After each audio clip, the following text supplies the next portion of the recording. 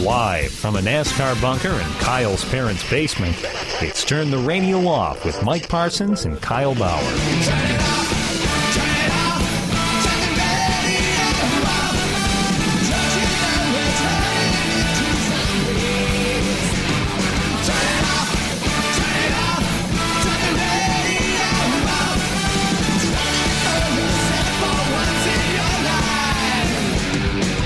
Become a fan at Facebook.com/TTRO Show. Follow along on Twitter.com/TTRO Show. Or just listen right now. It's Turn the Radio Off. I was waiting for it. I knew it was coming. The backlash against Chewbacca Mom. I'm sure you've seen this video, Kyle. Yeah, I actually have, Oh. surprisingly. It wasn't like the Running Man, which up until Monday I had not seen a Running Man video. Oh, well, there's a new Running Man video out as well. Well, which, the Detroit Police, which was the first Running Man video I had actually seen. You referenced it on the show last week. Right. I had no idea what you were talking about. well, you know me, I'm very ahead of the curve. On this stuff, you are. Yeah. I had seen the Chewbacca Mom, and really, it didn't do anything for me. Yeah. How I had so many views, it was so popular, was beyond me. I mean, that's fine. I don't really. I mean, I don't know. Use your words.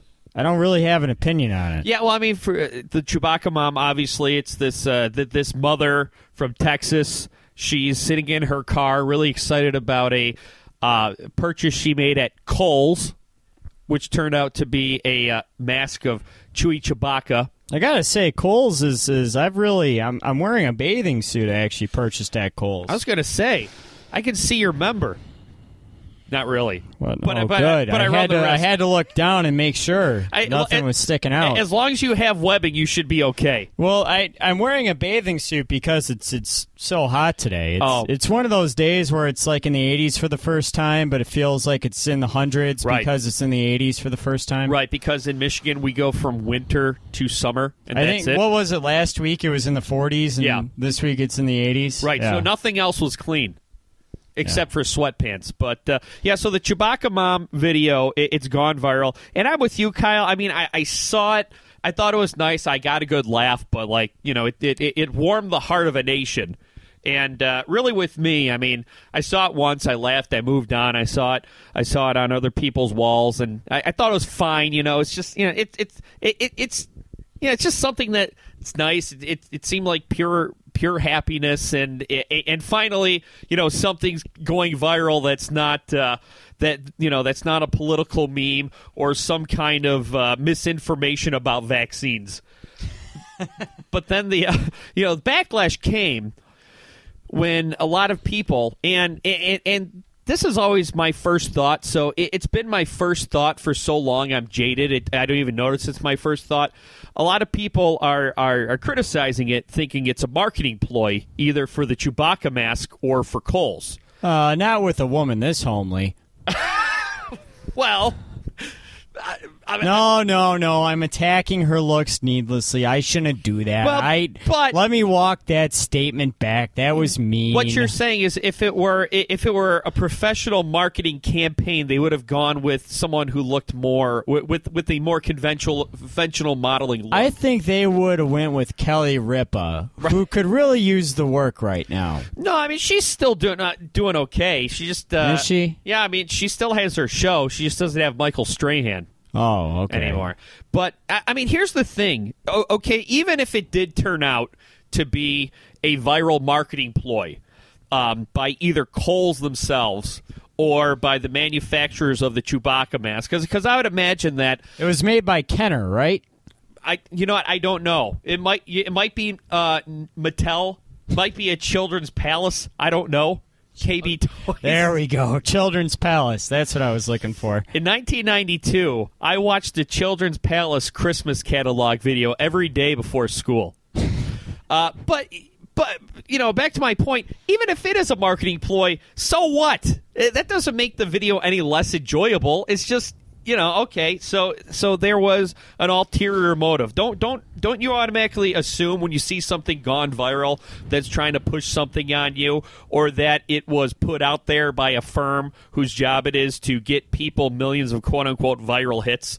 I mean, I'm jaded in one sense because I figured it was selling something, but I'm not so jaded to think that, okay, just because it might have been a quote-unquote viral advert that it loses its merit. Yeah, I suppose so. I mean, what is any of this anymore? It's a woman in a Chewbacca mask in a parking lot in her car laughing. Right.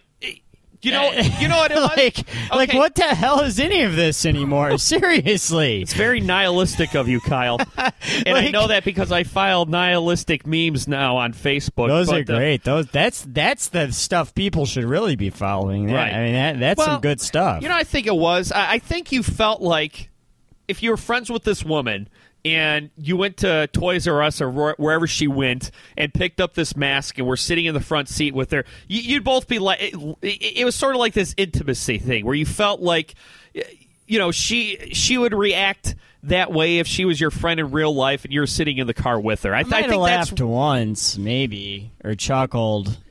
I don't know. Yeah, but I'm trying to gauge what my reaction would be, and I'm trying to not be a curmudgeon about this. Well, but here's the thing, okay? You don't have to have a reaction about everything, right? Because it seems like everyone either loves this video or they think it's totally garbage. That's a great way of putting it because I don't really feel one way or the other about it. But see, and I don't want to. It's like that with everything. People think that they have to feel strongly one way or another about something. And not only that, they have to tell everyone about it and post news article after news article.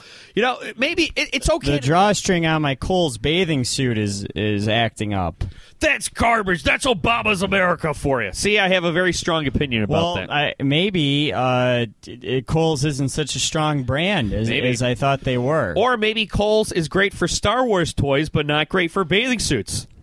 That's a possibility. A store, or what they're called now, a brand. I did get this bathing suit on sale for a really good price, though. Well, you get what you pay for. And I like that this bathing suit could double. Like, if you look from far away, this bathing suit doubles as a pair of gym shorts or jogging shorts. That's why I felt I could get away with wearing them out of the house. Right. I just thought it was some weird-ass multicolored garb that you normally wear in the summertime anyway. I'm not going to go swimming today. No. I'm not. Most pool water would not be warmed up enough for me to go swimming today. And people are probably still shocking their swimming pool, so you'd probably get out and your jet black hair would be white. Is the air temperature warm enough to go swimming? Yes. Yes, it is. Definitely. Is the water temperature warm enough to go swimming? Probably not. Right. Is my drawstring appropriate to go swimming? Hell no. This is a problem. Right. With that being said, Kyle, if you were to jump into a swimming pool... I gotta fix this. Right, if you were to jump into a swimming pool right now and pull yourself out of the pool by grabbing onto the side of the pool and using your upper body strength for going the ladder, there's a good chance that most of your butt would be showing with that defective drawstring. This is a real bad issue here. It seems like I've reached some sort of barrier keeping the drawstring from getting to the loop. Well, I'm glad you're taking care of this now. This is definitely the most appropriate time for you to take care of this. But do you have a pair of tweezers I can use? No, you need a safety pin. I need something. This is a real issue. Or how about this? Why don't you just borrow my bathing suit? That's gross. Ew. That's gross. When my bare man area and butt crack has been all over. Very good. Crisis averted. Ladies and gentlemen, Kyle. Crisis averted, everybody. Finally, at the age of, what are you now, 28? 29. At the age of 29, Kyle has finally learned to dress himself, everybody. All right. But talking about these viral videos that people have a very strong opinion on one way or another. Why aren't I wearing shoes? I don't know. Oh, that's right. I never wear shoes in your house. I forgot about that. Right. Because I don't know why that just hit me. I don't know. I think you're on bath salts. I'm sober right now. I'm trying to have a conversation with you here. I was thrown off by the drawstring. Hey, Mike, what's going on? Talking about viral videos people have a strong reaction to. And the Running Man, of course, today here in the city of Detroit, the Detroit Police Department put out a 3-minute video of them, a large production, lots of choreography even. I think choreography is how you say it in Canada. A large, almost musical / flash mob production of The Running Man. It was beautiful. I got to say, I did not see it because, like I said, I'm having a hard time watching these Running Man videos because everyone's doing them wrong. I'm like Dave Grohl watching American Idol. But this one, Mike, I know you have issues with. I don't. With the actual dance. Oh, the dance, yes. The dance itself, but Mike, I'm telling you, this is a piece of art. Well, and you know how fussy I am about this stuff in general. Like, not the Running Man, because this is actually the first Running Man video I've seen, but just the whole viral, all the viral BS. I'm telling you, Mike, this is worth the view. I'm very proud of the Detroit Police Department. I hope they didn't use too much taxpayer money on this. Well, yeah, and the overwhelming response has been positive. There's few people wondering if there's any taxpayer money spent on this. I doubt it. There's a lot of people saying, "Don't the police have better things to do?" Well, it wasn't the entire police force. And I mean, let's be honest. You know, we're going to talk about the Freddie Gray verdict later on. Right now, police have a PR issue right now, and I think that there are many members of these communities who don't see these police officers as protectors and friends. And to be honest, the Detroit Police Department, they haven't really. Well, there was one high-profile killing during a drug bust, and then there was the Ayanna Jones thing. But that was pre-James Craig. I'm talking about post-James Craig era. They haven't really had any of these scandals, and I applaud a police department for doing stuff like this to sort of humanize themselves and sort of endear themselves to the community, because we say it all the time, Kyle, or at least I say it. I think the majority of police officers are doing it for the right reasons, and any good PR they can give themselves to reach out to the community, I'm for it. And not that James Craig, the Detroit police chief, hasn't been without his share of controversy. He's made a lot of statements on guns, right? Which and as far as arming people, he's actually very conservative, right? And what you're talking about is he has encouraged citizens to arm themselves because. And I don't think he's off base on saying that, look, when trouble goes down and the police can't be there right away, you have the right to protect yourself. And that's very polarizing in itself. And it's also kind of not surprising that he went all out with this Running Man challenge and turned it into a big production. I mean, the production values of this are top-notch. And it does appear that they brought in professional choreographers for this. Right. Because it's not too surprising because he's never shied away from the camera. He's very visible. At one point, I believe he tried to get his own reality TV show. Really? I believe when he first took over, he tried to get his own reality TV show. I know Warren Evans was. That's when the Ayanna Jones thing happened. Oh, wait a minute. Never mind. I think maybe I was mixing up Warren Evans. I think it was Warren Evans who tried to spin off the First 48 into his own Detroit Police Department thing. He did, because that's when that Ayanna Jones thing went down. Well, the First 48 was already filming for the Detroit Police Department. I think Warren Evans wanted his own spin-off, and he did photo shoots for it. Well, they were filming the pilot a couple years ago. Yeah. There was a call at a house, and the police, I forgot what happened, but the police ended up opening fire. And that ended up Ayanna Jones, who was laying there innocently, ended up being collateral damage, unfortunately. And there was a film crew with them, and I don't know if that ever got entered into evidence, but needless to say, production of that reality show was halted immediately. Yes, but it's so. Excuse me, I got Warren Evans and James Craig mixed up for a minute. My apologies. But a point being is that James Craig has also been been one to never shy away from publicity either in his position. But the point is. This was something that was fun. Police officers have certainly been jumping at any positive publicity that they can get, whether it was that one cop playing basketball with the kids, that one cop who was singing Taylor Swift in his car, in his squad car. Stories like that. I don't know. There's this one that came out the other day of this one police officer rescuing a toddler, and they made sure to get that plastered everywhere.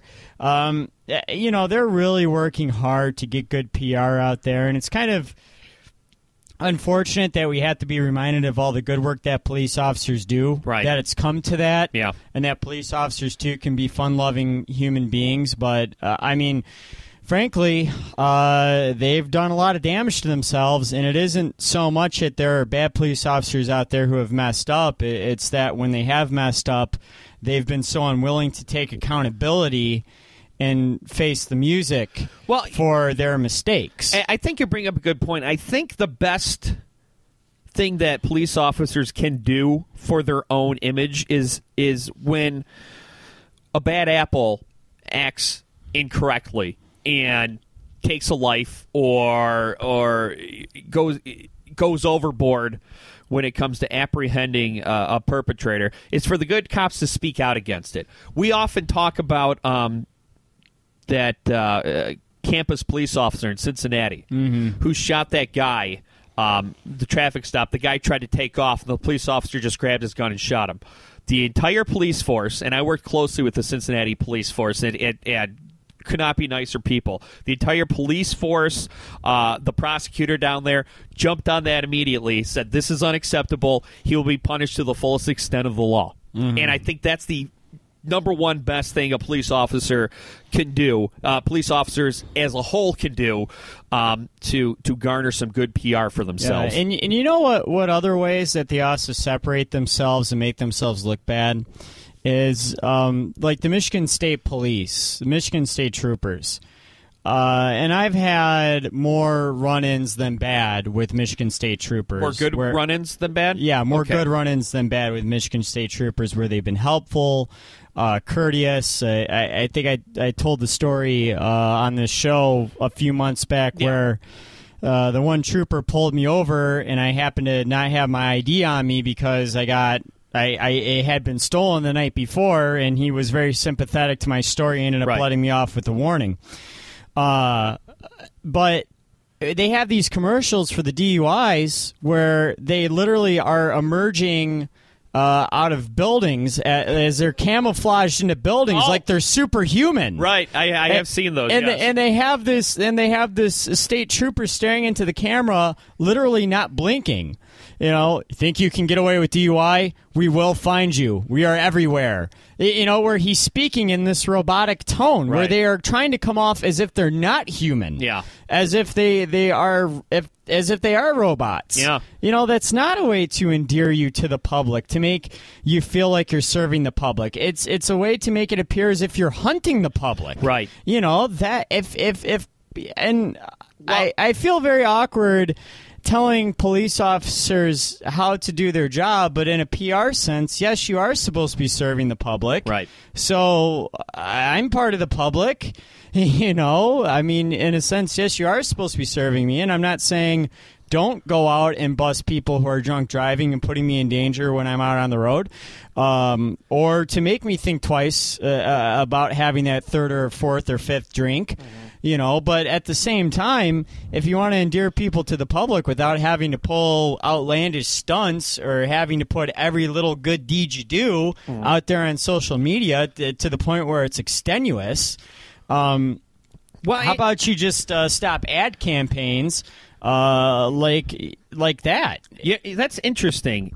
And I guess that kind of makes me wonder, Do people associate state troopers... Or stop shooting unarmed people. That's another one, too. Right. Do people associate state troopers with local police? To me, they're similar, but they're separate. To me, at least. Well, but I see what you're saying. Law enforcement as a whole, they're kind of they're kind of contradicting themselves here. Exactly. Yeah. Because I mean, it's still they're a part of the thin blue line, right?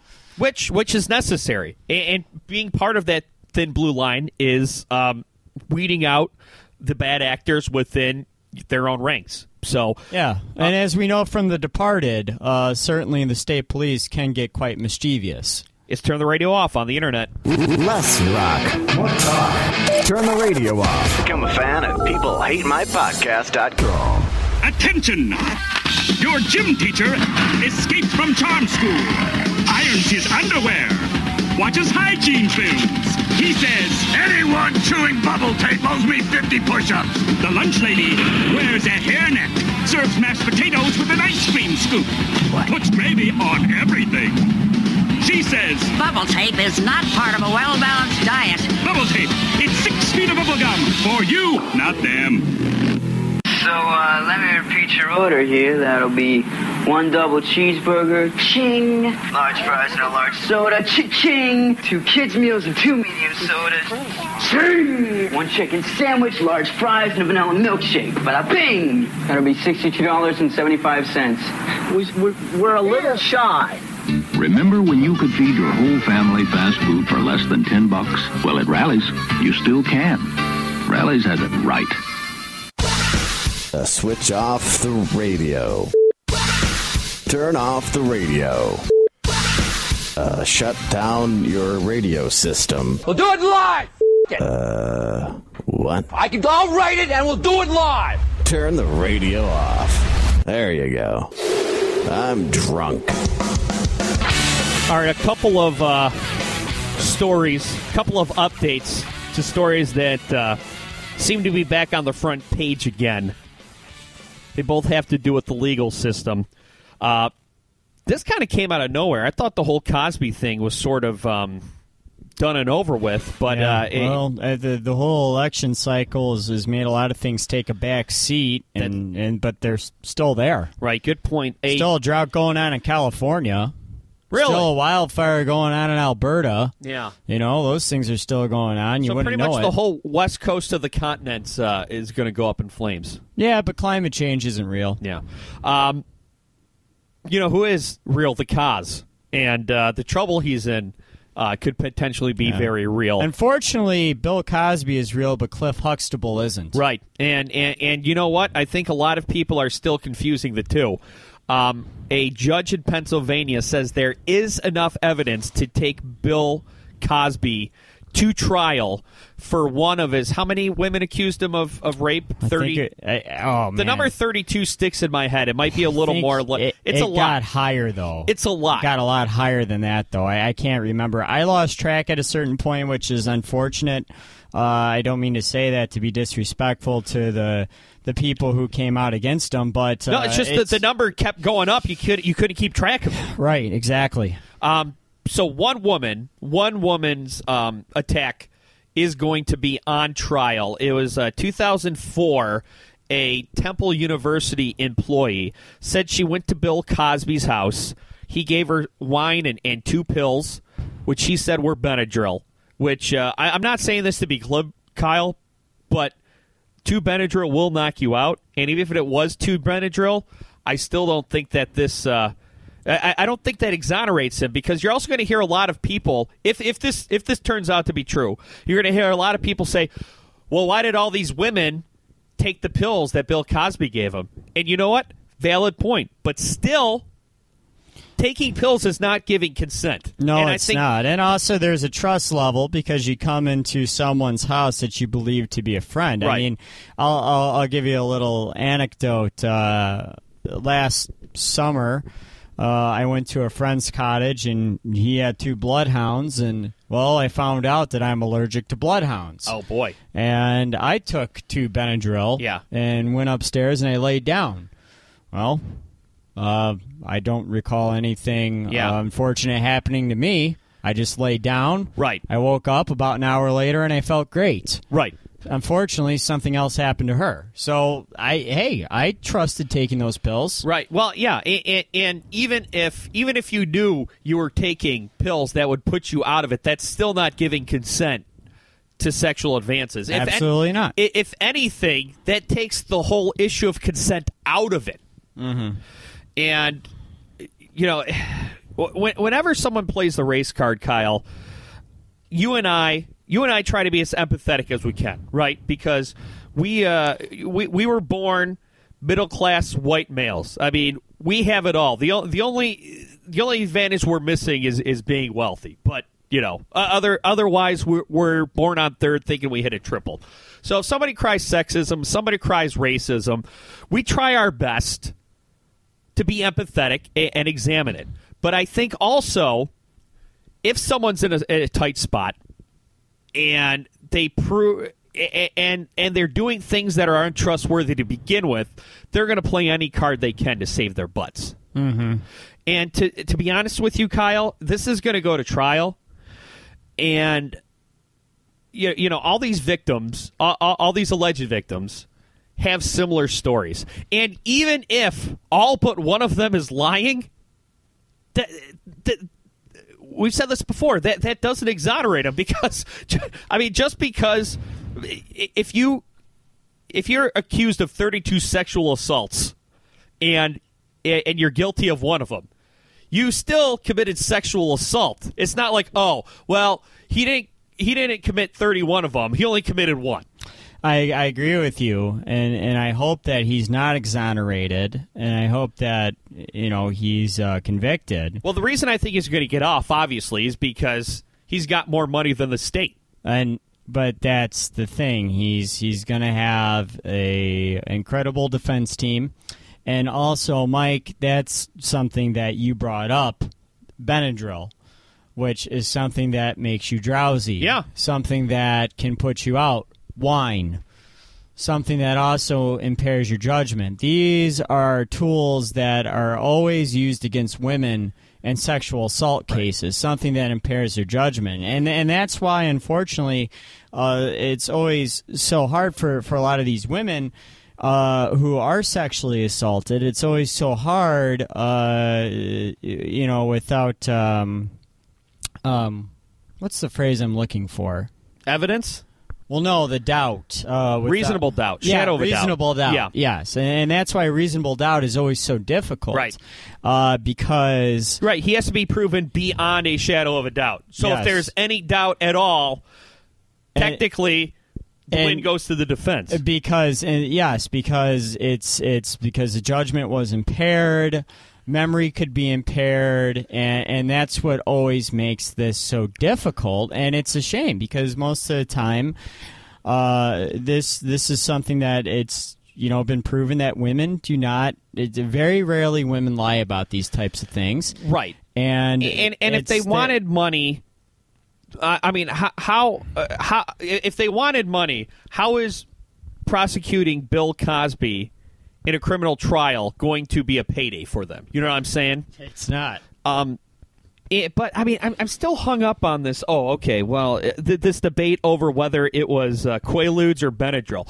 I don't care if he gave her water and Jolly Ranchers. The fact remains that these women are saying that he made advances against them without consent. It doesn't matter what they consumed before.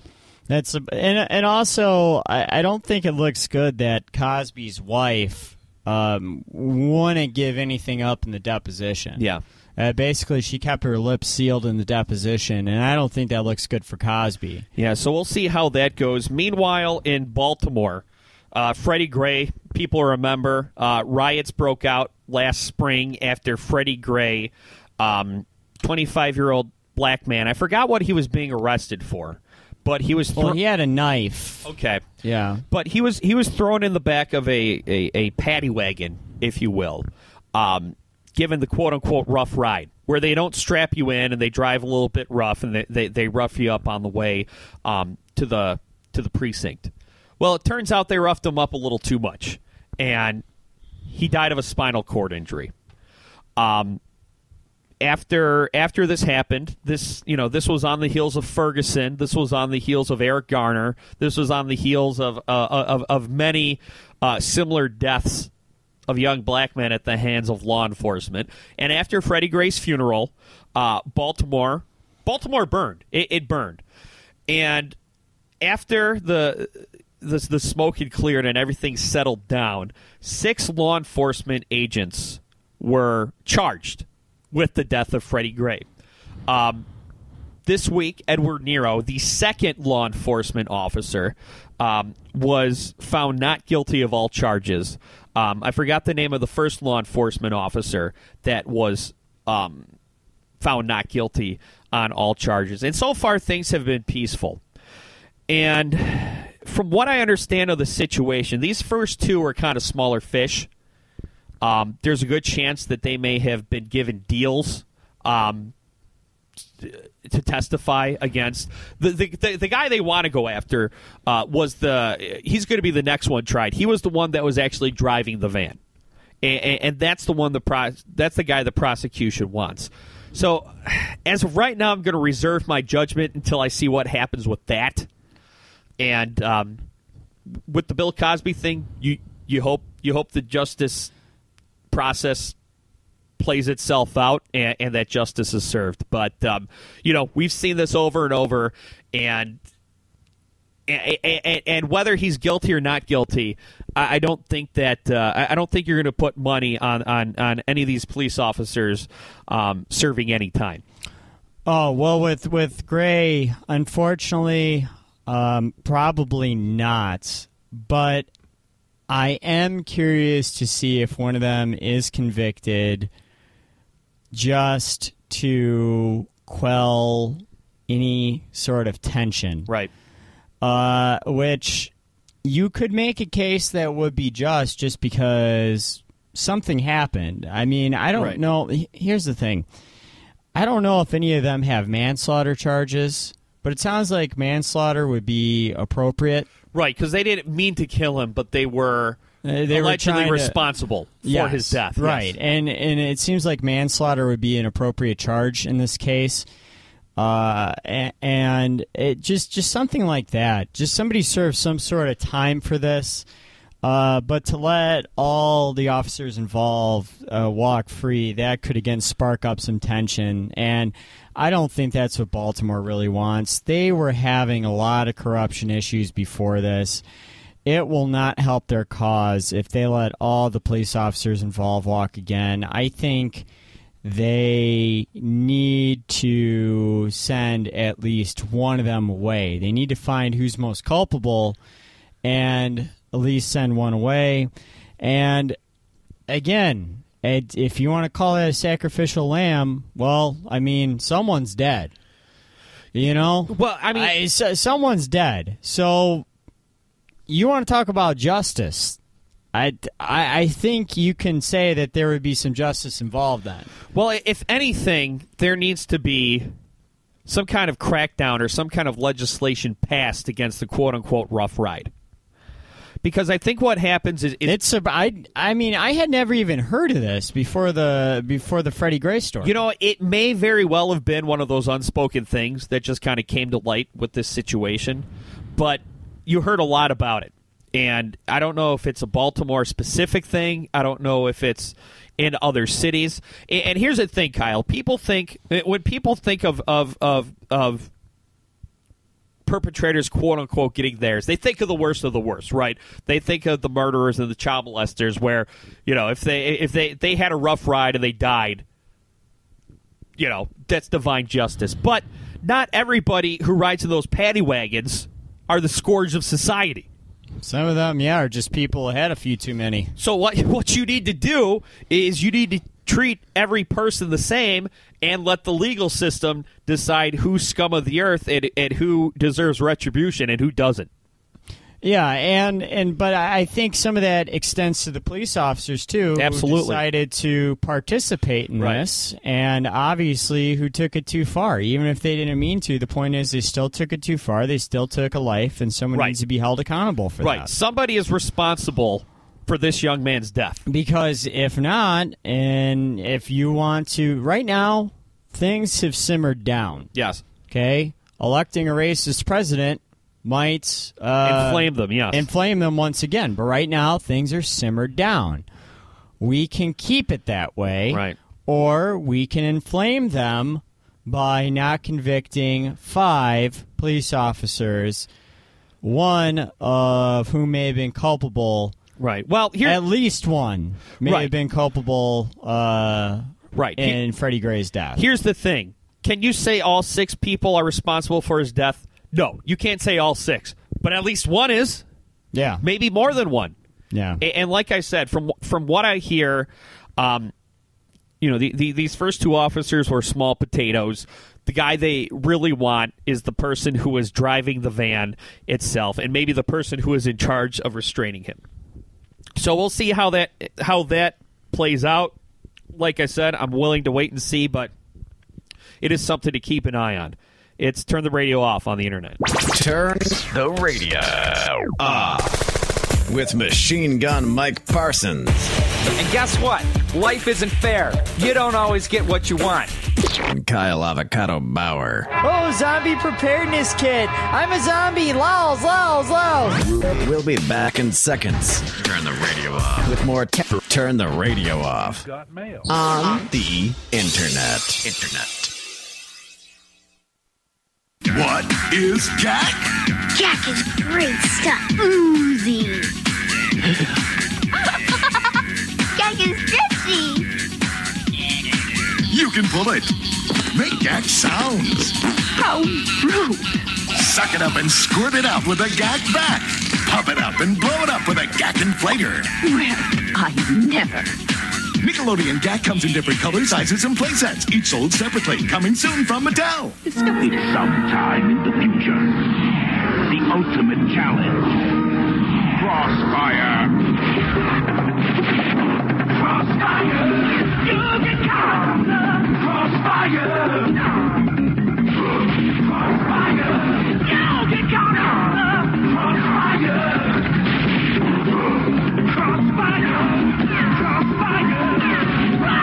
Crossfire. You'll get caught up in it. Turn the radio off. Tell your friends about us. Make them like us on Facebook.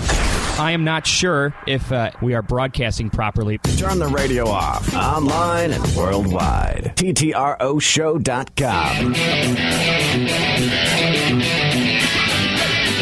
Well, I guess this is a law enforcement themed show here, Kyle, because I do have to say, I feel for the Brownstown Township Police Department and the Brownstown Kroger. What happened to old Brownstown? Well, I'm going to the airport next week, so I'm going to be right in that neck of the woods. Are you? Yeah, well, I mean, you already are in the neck of the woods. Oh, right now. Kind of, yeah. Well, and you may not have seen this, Kyle, because... I haven't been to Brownstown in a couple days, actually. Yeah, really? You frequent Brownstown? Not as often as I would like to. Why don't you ever pop over when you're in Brownstown? What the hell? Mike, you don't really want that. I mean, if I have enough notice, yes. I don't think you understand what I'm saying. Brown, is this like some gay joke? I don't understand. Constipated again, Mike. Oh, yeah. No, don't. Yeah, you keep that shit at home. Pun intended.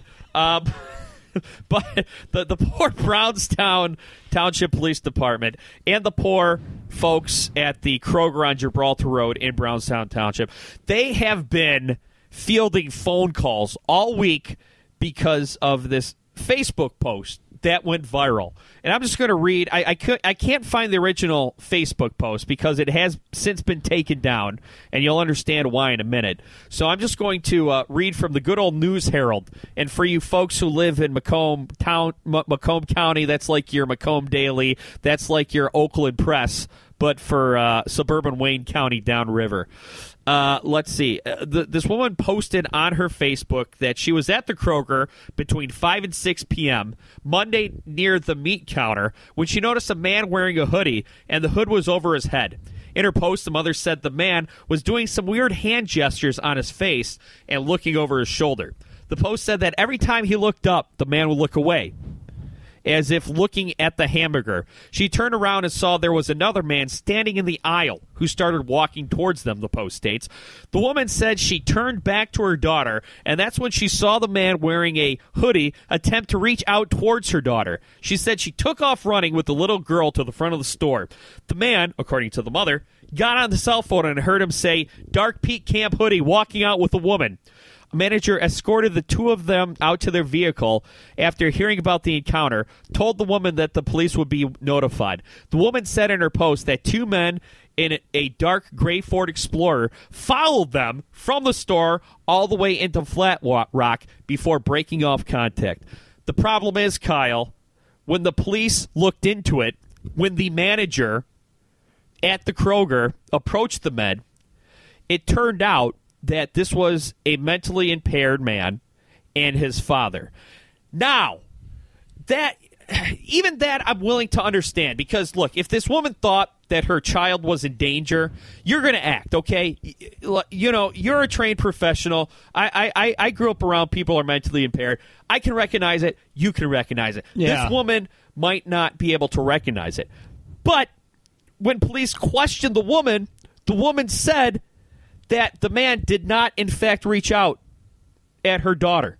So look, I can understand how maybe when things are backtracked or, you know what? I think probably what happened was she saw things a certain way in the moment, because sometimes you get a feeling when something's not right, and sometimes your instincts save you from a bad situation. Other times, you're just being paranoid. So she probably saw what she thought was happening, got freaked out, posted on Facebook about it to let people know there's possibly human traffickers kidnapping people at the Gibraltar Road Kroger. But what I can't understand is why she said that the man reached out for her daughter, why she said that the man got on her phone, and why she said that a man followed her in a van when the manager said that there was no van following him because he was in the store with the alleged perpetrators. Well, I think why was attention. And I think some people exaggerate stories because, I mean, I'll put it this way. I don't know if this woman is a pathological liar. Right. But she may have liked the attention, and that may have prompted her to exaggerate the story a little bit, and she may have realized the attention that it was getting, so she may have gotten excited and spiced things up. Right. I can understand the excitement of the moment and how she's like, okay, well, I'll kick this up a notch, I'll kick this up a notch, and then upon realizing I'm full of crap, so what I'm going to do is I'm going to try to fill in some holes in my story. Yeah, and then upon realizing that it was a special needs person, being embarrassed and trying to exaggerate it even more to cover her bases and make it sound like, oh, well, this is, see how bad it was, this is why I was even more traumatized. Yeah, but I mean, it's happened. I can't say that this has happened much. Whenever I take the people that I work with out where they are actually creeped out, I guess I should say, or where they are, thinking that. I guess one of my clients is putting one of their children in danger. I haven't really run into too many scenarios like that, but I always make sure to keep a safe and respectful distance just like between my group. It's just like with your kids, you wouldn't want your kids getting too close to a stranger. With any human interaction. Right. Exactly. And that's always important to make sure that you always keep, because you never know when misunderstandings can happen, or misunderstandings can happen, or miscommunications can happen, and then before you know it, you have some lunatic making up crazy Facebook posts and getting the police involved. Right, and yeah, I mean, people were flooding this Kroger with angry calls. Saying, how could you let a human trafficker? La la la la la. And like I said, if this look.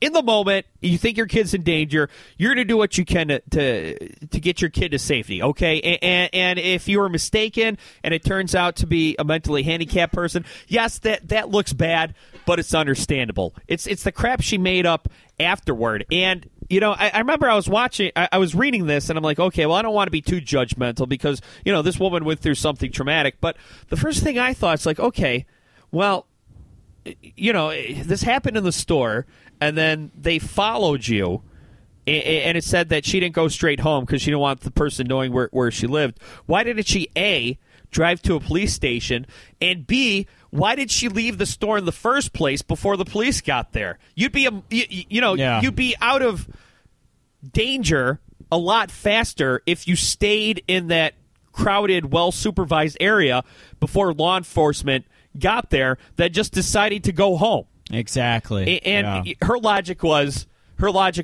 oh, well, I knew that I called my husband, and once I knew we were with him, we'd be safe. Or if this really what was happening, not only are you and your daughter now in danger, now your husband's in danger because, who knows? Yeah. So, but a lot of people, though, not only do they want the attention, but if she was really coming from a sincere place of fear, a lot of people right now are just turned up. And I can't explain it. I don't know. I guess like if there is anything that lends credence to an end times theory, is just the general. I mean, aside from Trump about to be elected president, which is looking more and more by the day like it's going to happen now. It's the whole like just if you just look how uneasy people are. Like think back to Ghostbusters 2. Okay. Remember Ghostbusters 2? I remember it well. Things are beginning to look a lot like Ghostbusters 2, aren't they? Everybody's on edge. Yeah. Everybody's pissed off at each other. Everybody's looking at a reason just to get at each other and to yell at each other. Well, everybody's miserable. Everybody's ready to pop. And essentially what it is we've got all the information known to man at our fingertips. On the flip side, we have all the misinformation known to man on our fingertips. And look, rumors, fear, and paranoia spread a lot faster than truth. Taking this story as an example, I read this story on Monday. Okay, I'm like, oh, that's terrible. Jeez, I'm glad I don't have a daughter. I wouldn't let her go anywhere. And then so Sunday, Chelsea from upstairs and I are driving, and we're out in that area, and we pass the Kroger, and I say to her, this is 6 days later, oh, my God, did you hear what happened at that store? And she's like, oh, yeah, it turned out to be a hoax. Well, I saw this original Facebook post last Monday, posted by about 20 people all week. Yeah. It was debunked on Tuesday. I was still seeing the original post on Wednesday, and not until I talked to my wife did I actually find out the truth, and then I had to Google search the actual rebuttal. So that's what's going on. And talking about Trump, you're seeing it. I was watching Lester Holt, and the Clintons had a family friend, and I forgot his name, but he was a high-ranking aide to them. Killed himself in 1993. Suicide. And, of course, there were theories going around that the Clintons had him offed or something. He knew something, which, investigation after investigation showed that that's not true. Well, Donald Trump's out there on the campaign trail saying this guy's death is very fishy. Well, okay, it doesn't matter to those people in the crowd because those people in the crowd, they're not going to research. They're not going to research if this actually happened. They've already made up their minds. Right. It's just like Trump himself. They've already made up their minds, and the second something comes out of his mouth, they've already made up their minds on it. That's why he can say whatever he wants. Well, and that's why Trump has been proven wrong time after time after time. And what the talking heads who are being honest with themselves are saying is that Trump has already made an emotional connection. Granted, that emotion is anger, fear, and hate, but he's made that emotional connection. So it doesn't matter what comes out about Donald Trump now because Emotion beats logic all the time, and that's what he's got going for him. Yeah, and that's what we're seeing right now, and that's just kind of the way that the whole world is moving right now. People are just reacting viscerally to everything, and people don't really care to hear the truth. It's like there's a Pandora's box open, and there's no going back. And Hillary Clinton is our only hope. Exactly how I feel. I forgot who I was talking to. And she's blowing it too. She really is. I mean, she is. And you know what it is too, and you know what, Mike, I know you probably didn't want to get into this because you're probably burned out on election talk, and as am I, but you know, it's funny we say that every week, but you and I, we normally go 40. I mean, because I'm always the one, I don't want to get into this too much, Kyle, and then 45 minutes later we're talking about it. It's not your fault.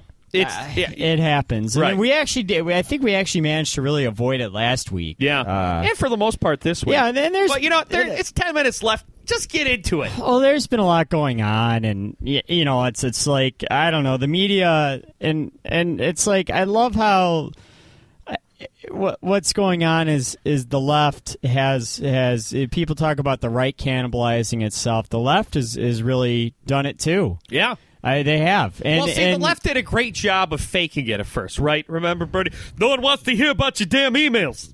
Yeah, right. Well, and finally, and Sanders Never Trump with the Never Trump hashtag. Yeah. That was their big thing. And then now, you know, Bernie got angry after the whole Nevada thing. That was proved that basically the Nevada caucus was rigged, which anybody could have told you that. And so was the Iowa caucus. The Iowa caucus was rigged, too. Both of them were. And you know, a lot of people are accusing Debbie Wasserman Schultz, the chairwoman of the Democratic Party, for rigging this thing for Hillary. And there has been a lot of evidence to that point, with you know, the first planned debates being garbage time. I think you pointed that out. Yeah.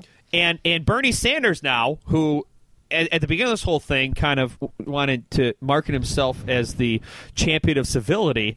Now what he's doing is he's donating a butt ton of money to Debbie Wasserman Schultz, congressional opponent. And he said that if I am elected president, Debbie Wasserman Schultz will not be the chairman or woman of the Democratic Party. Yeah, and so they really are imploding on themselves. And I mean, I don't blame him for going after the DNC, right? Because the DNC has been taking swipes at him from the very beginning. Right? I mean, they planted their candidate on January 21st, 2013. They planted their candidate. You know, the day that Obama's second term officially started. Right. And, I don't disagree with Bernie. I'm just saying it goes to your point that you're saying the Democrats are now cannibalizing themselves. Here's the problem, though. In that process, all the arrogance, entitlement, and the elitism and the belief that they were owed this, that they were due this, that this is what was theirs, that it was going to be a layup, which was something that I bought into myself. Sure. Yeah, absolutely. It's going to cost them this election, and it's going to cost us this country. Well, they're going to blow this. Their own snobbery is going to... it's going to get Trump elected. Yeah. Everybody's tired of Hillary Clinton.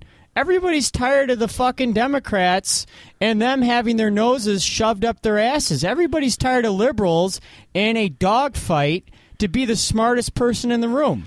Well, you know, it's funny, too, because the Democrats are cannibalizing themselves right now, because the Republican Party has pretty much been decimated by Trump. I mean, the entire Republican Party fought against Trump. Trump flipped them on their back like a submissive dog and held them there till they stopped squirming. Yeah, but because they corrupted themselves into that position. Right. And what they cultivated with fear and xenophobia and using Fox News as their propaganda mouthpiece, Trump used that against them. Yeah. So he pretty much took the monster that they created and turned it on them. And then Hillary Clinton was the monster that the Democrats created, and she paralyzed them. Well, it's funny because they promised the cookie to the wrong candidate. Yeah.